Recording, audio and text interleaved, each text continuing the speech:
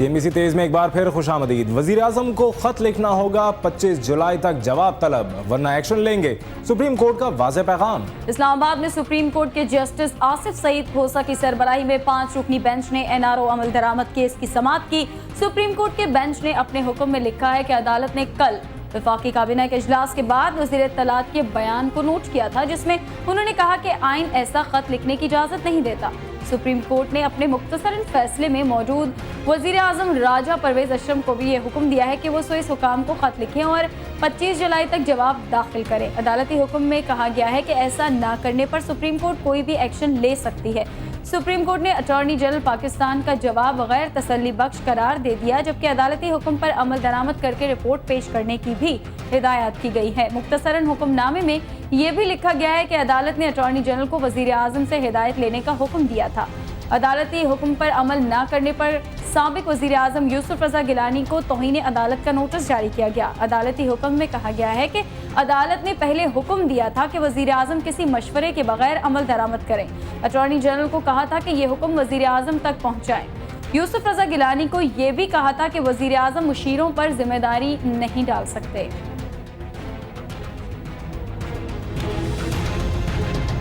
तौहीन अदालत तरमीमी बिल पर सदर आसिफ अली जरदारी ने कर दिए दस्तखत, जिसके बाद ये बन गया है बाज़ाब्ता कानून, जिसकी गिरफ्त से बाहर हैं आला शख्सियात। कौमी असम्बली और सेनेट से मंजूरी के बाद तौहीन अदालत के तरमीमी बिल का मुसविदा मंजूरी के लिए सदर ममलिकत को भिजवाया गया, जिस पर आज सदर आसिफ अली जरदारी ने दस्तखत कर दिए हैं। अब यह बिल मुल्क में कानून का दर्जा रखता है। तौहीन अदालत की तरमीमी बिल के मुताबिक आला हुकूमती शख्सियात को तौहीन अदालत के कानून से इस्तिस्ना दिलाया गया है। पार्लियामान में हिज़्ब इख्तिलाफ ने इस बिल की मुखालफत की थी।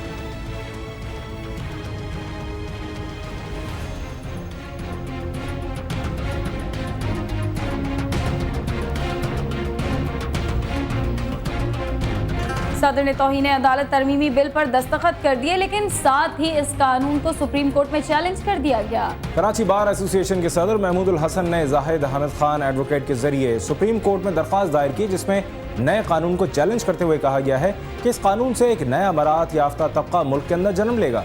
दरख्वास्त में यह भी कहा गया है कि नया कानून आइन के आर्टिकल 2A 175 और 204 की खिलाफ वर्जी है, जिसको कलअदम करार दिया जाए।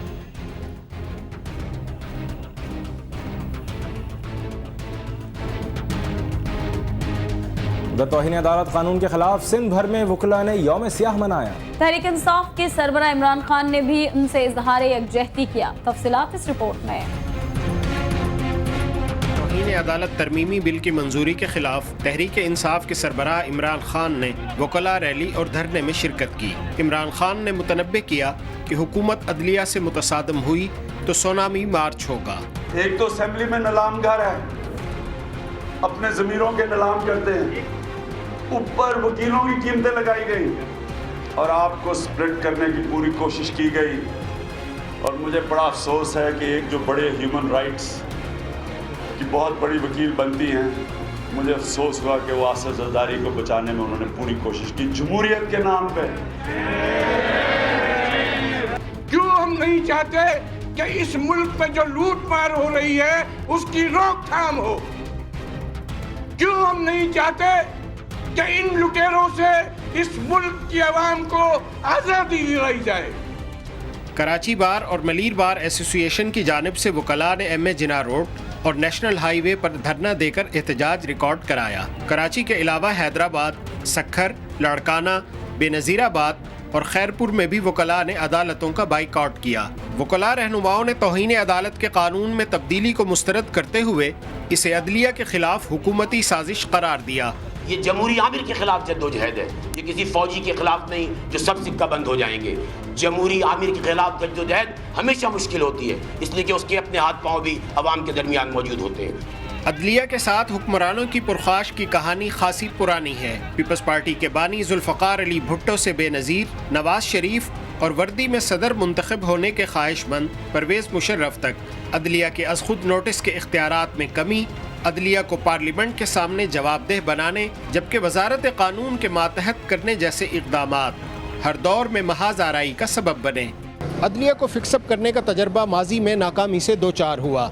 عوامی حلقوں کے مطابق پارلیمنٹ کو عدلیہ کے مقابل لانے کی حالیہ مہم جوئی کا نتیجہ اداروں میں تصادم کی صورت میں برآمد ہوگا۔ کیمرامین شہزاد احمد کے ساتھ SM امین شاہ، CNBC پاکستان، کراچی۔ آج کل ایک بار پھر اداروں کے درمیان بالادستی کا شور سنائی دیتا ہے۔ آئین، پارلیمنٹ اور عدلیہ میں سے بالادست کون ہے؟ عوام ایک بار پھر مخمصے کا شکار کر دیے گئے ہیں۔ جھگڑا آخر ہے کیا؟ جانتے ہیں بشیر چودھری کی اس رپورٹ۔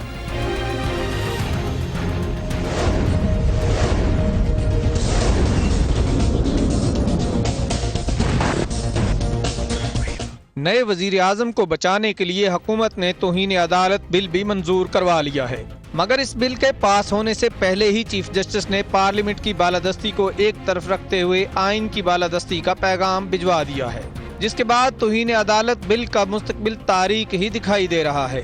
لیکن ناقدین کہتے ہیں کہ جھگڑا دراصل کچھ اور ہے۔ یہاں پر جو اداروں کی بالادستی کا جھگڑا پیدا کیا جا رہا ہے، یہ کوئی پارلیمنٹ کے کسی اختیار کے اوپر تو نہیں کیا جا رہا، یہ تو $60 ملین کی کک بیک کی جو لوٹی ہوئی دولت سوئس بینکس میں پڑی ہے، اسے بچانے کی خاطر اسے اداروں کی لڑائی اور پارلیمنٹ کی بالادستی بنا کے پیش کیا جا رہا ہے۔ بات جب بالادستی کی چل نکلی تو پھر کچھ اطراف سے خالق اور مخلوق کا رشتہ بھی سمجھانے کی کوششیں کی جانے لگی۔ پارلیمنٹ خالق ہے، اس لیے اسے اپنی تخلیق یعنی آئین پر فوقیت حاصل ہے۔ تمام ادارے اسی تخلیق کا حصہ ہیں، اسی کے تحت کام کرتے ہیں۔ مگر ان تند و تیز جملوں کے ساتھ یہ بھی کہا جاتا ہے کہ مقابلے کی فضا پھر بھی نہیں ہے، بھلا کون مانے؟ بالا تر عوام ہے، عوام پارلیمنٹ کو بناتا ہے، الیکٹ کرتا ہے، اور اس کے بعد پارلیمنٹ بالا تر ہے۔ جو آئین کو بناتے ہیں اور جو آئین کو امینڈ کرتے ہیں، وہ بننے والا آئین اور امینڈڈ آئین جن لوگوں کے ہاتھوں ہوتا ہے، وہ خود بخود ان سے سپریم کیسے ہو سکتا ہے؟ خالق کی طرف سے چیزیں نکلی، مخلوق اس کی بنائی ہوئی ہے، تو یہاں سے ہم سمجھتے ہیں کہ ساری چیزیں جو آ رہی ہیں تو یہ اس میں نہ مقابلے کرنے کی بات ہے، نہ تصادم کی بات ہے۔ سابق وزیر اعظم اپنی رخصتی کے آخری وقت تک خود کو اس لیے محفوظ سمجھتے رہے کہ پارلیمنٹ سپریم ادارہ ہے اور عدلیہ انہیں براہ راست گھر نہیں بھیج سکتی، لیکن نتیجہ حیران کن سامنے آیا۔ اس کی وجہ کیا ہے؟ جو ٹرائکوٹمی آف پاورز ہوتی ہے، اس میں ہر تینوں جو ادارے ہیں ریاست کے، ان کا اپنا اپنا دائرہ کار ہے جس میں وہ عمل کرتے ہیں اور فنکشن کرتے ہیں۔ جوڈیشری کا اپنا ہے، ایگزیکٹو کا اپنا ہے، لیجسلیچر کا اپنا ہے، اس میں کوئی دوسرے سے سپیریئر نہیں ہے۔ حکومتی اتحادی ANP نے چیئرمین سینٹ سے مطالبہ کر رکھا ہے کہ وہ رولنگ دیں کہ پارلیمنٹ، آئین اور عدلیہ میں سے کون بالادست ہے۔ 65 سال گزر جانے کے باوجود اداروں کے درمیان بالادستی کی یہ جنگ جاری ہے۔ مستقبل کیا ہوگا، دعا کی جانی چاہیے۔ کیمرامین محمد فاروق کے ساتھ بشیر چودھری، CNBC پاکستان، اسلام آباد۔